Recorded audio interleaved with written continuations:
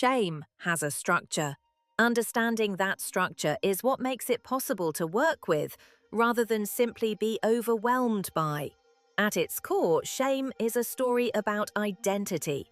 Not, I did something bad, that is guilt, but I am bad, I am defective, I am fundamentally not enough. It is a global verdict on the self, triggered by specific experiences but not limited to them. The incident becomes evidence, the evidence becomes a pattern, the pattern becomes a conclusion about what kind of person you essentially are. This story operates largely beneath conscious awareness. Most people do not say to themselves, I feel ashamed. They say, I'm so stupid, or what is wrong with me? Or they simply feel the hot, sinking, wanting to disappear sensation that is shame's signature without being able to name it. The naming matters. Research on emotion labeling, what neuroscientists call affect labeling, consistently shows that simply naming an emotional state with precision reduces its intensity. Not eliminating the feeling, but creating enough cognitive distance from it to engage with it differently. Shame also has a social architecture. It evolved as a mechanism for managing social belonging. In environments where being cast out of the group was a death sentence, shame functioned as a brake on behavior that might lead to rejection. This is why shame triggers the same neurological alarm systems as physical danger. And it is why it is so difficult to reason your way out of. The part of the brain that processes shame is not primarily the rational, verbal part. It is the threat detection system, which speaks in physical sensation, not logic. Not all shame is pathological. This distinction matters because conflating healthy and toxic shame leads either to a blanket rejection of all shame, which is neither realistic nor useful, or to accepting toxic shame as somehow morally necessary, which is equally damaging. Healthy shame is the feeling that keeps us honest about our limitations and accountable within a community. It is the appropriate response to having genuinely acted against your values, a signal that you care about how you affect others, that you are embedded in a social world with real ethical stakes. Healthy shame is uncomfortable but proportionate. It motivates repair rather than collapse, and it passes when you take responsibility and make amends. Toxic shame, what John Bradshaw called a chronic pervasive identity level shame, is something different. It is not connected to specific actions. It is a background condition, a persistent felt sense that there is something fundamentally wrong with who you are. It does not pass with accountability because it is not connected to behavior. You can do everything right, and toxic shame will still be there, finding new evidence, moving the goalposts, insisting that the verdict stands. Toxic shame almost always has developmental roots. It typically forms in environments where love felt conditional, where making mistakes led to withdrawal of warmth rather than repair, where certain emotional expressions were punished, where the child received the message, repeatedly and sometimes subtly, that who they were at their most basic level was not quite acceptable. The child took that message in, turned it inward, and called it truth. It was not truth, it was a wound. One of the things that makes shame so persistent is that it is self-maintaining. It creates the very conditions that confirm it. Shame drives hiding, and hiding prevents the corrective experiences, moments of being genuinely seen and accepted that would challenge the shame story. The person who believes they are fundamentally unlovable at their core learns to present only the acceptable parts of themselves. The acceptable parts get loved. The shame concludes, see, they only love the performance. They would not love the real thing. The isolation deepens. Shame also activates defensive strategies that create the relational outcomes it feared. Shame-driven perfectionism keeps people from being authentic. Shame-driven anger pushes away the connection they need. Shame-driven people-pleasing creates resentment and inauthenticity. Shame-driven avoidance prevents the repair of relationships and the building of new ones. In each case, the strategy makes psychological sense. It is protecting the self from the anticipated pain of exposure. And in each case, it creates more isolation, more evidence for the shame story, more confirmation that the verdict was right.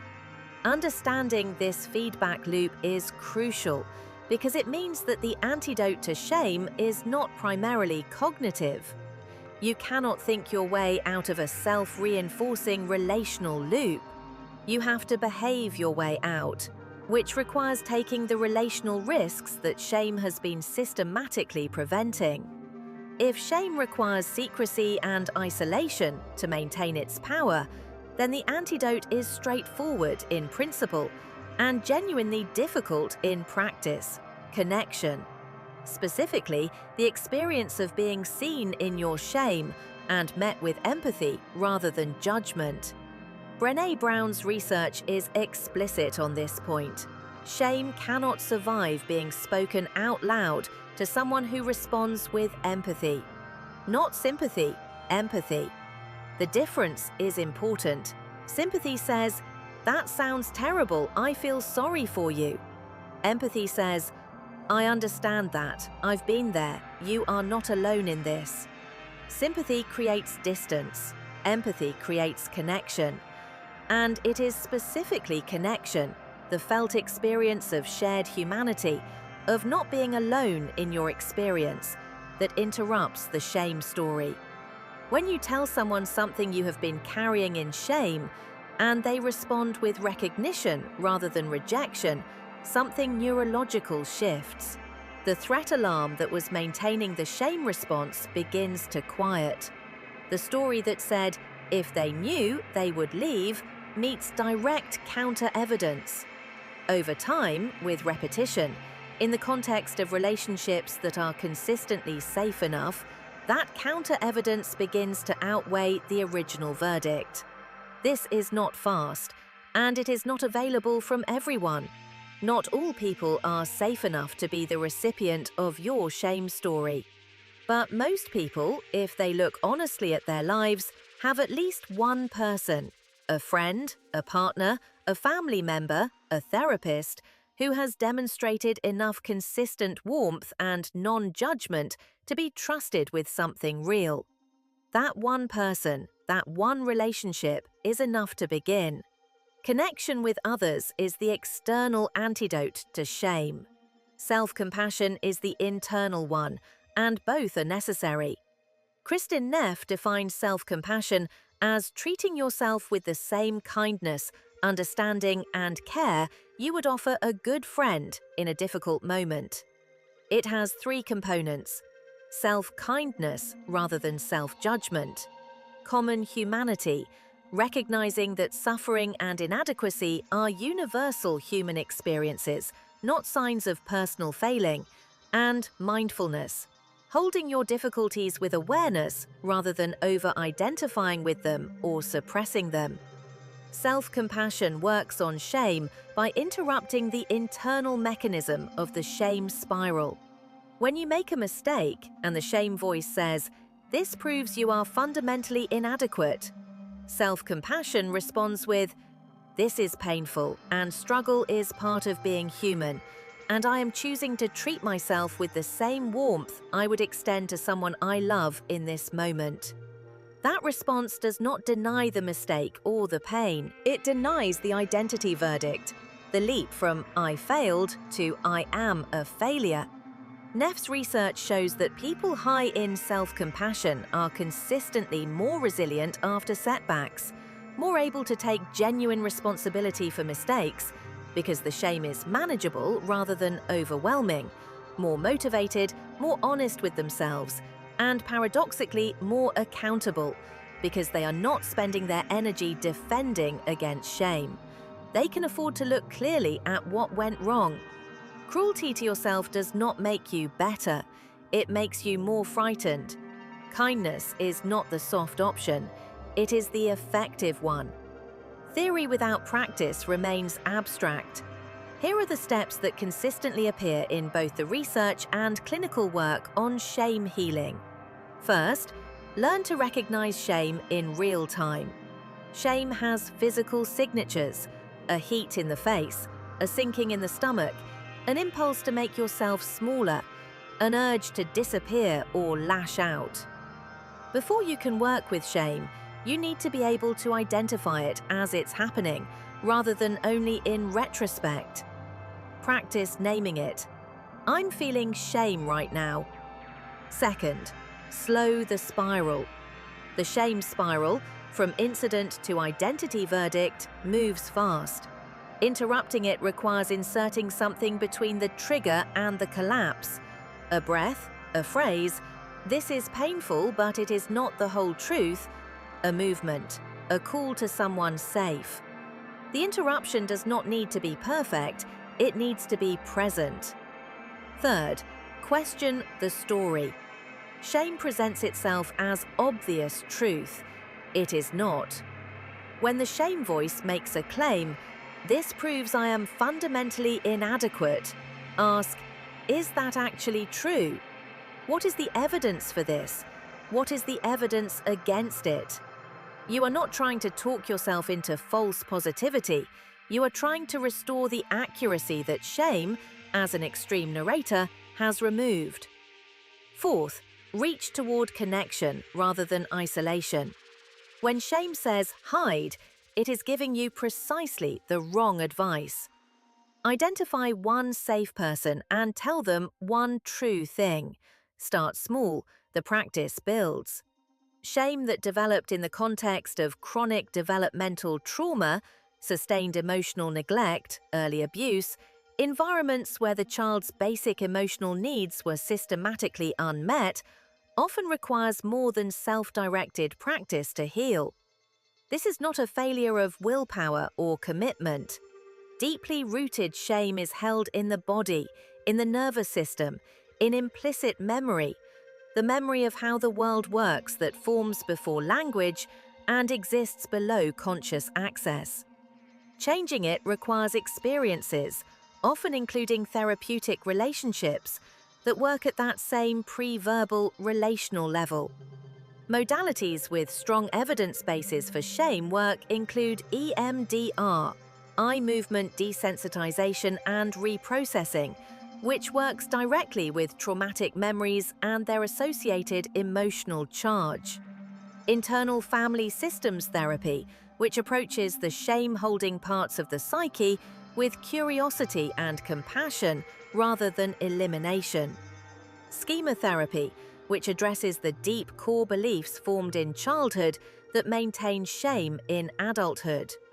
And relational approaches more broadly, modalities where the therapeutic relationship itself becomes the corrective experience that begins to update the old story.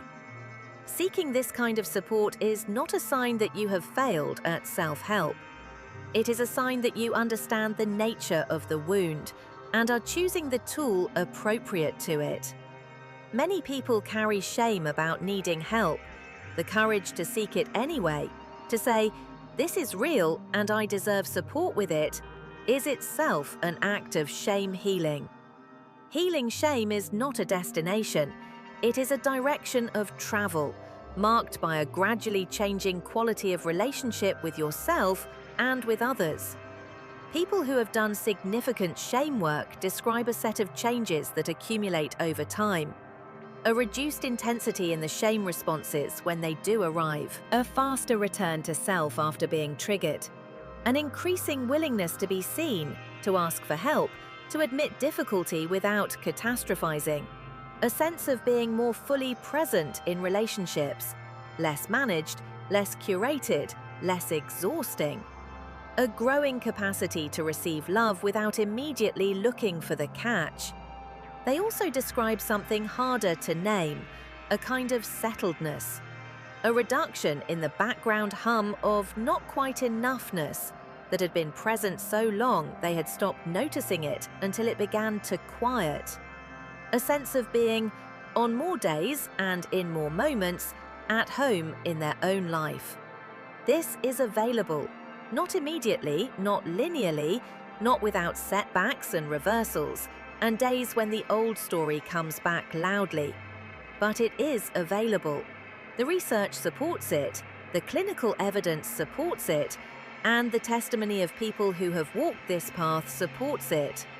The work begins with a single decision: to stop taking shame's verdict as the final word on who you are. You do not have to believe the alternative yet. You just have to be willing to question the verdict and to take the small, repeated, genuinely courageous steps toward being a little more seen, a little more connected, a little less alone in the experience of being human.